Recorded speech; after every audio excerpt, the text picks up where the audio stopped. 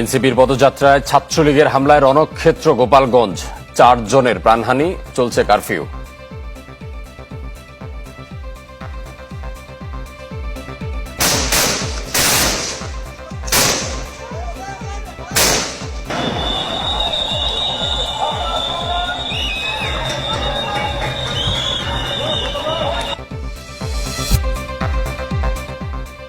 NCP নেতাদের হত্যায় হামলার অভিযোগ নাহিদের, প্রতিবাদে দেশ জুড়ে আজ বিক্ষোভের ডাক।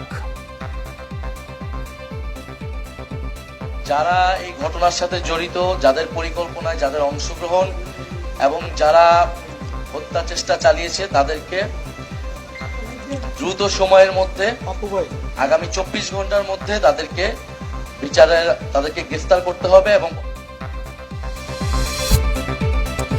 বাধার দেয়াল ভেঙে গায়েবানা জানাজার দিন, শহীদদের কফিন মিছিল থেকে গণঅভ্যুত্থানের যাত্রা।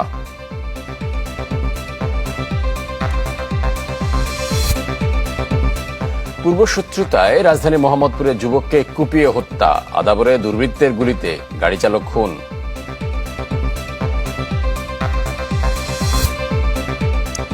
মাদারীপুরে মানব পাচার চক্রের ভয়ঙ্কর ফাঁদ, সব হারিয়ে নিঃস্ব অসংখ্য পরিবার, তদন্তের আশ্বাস।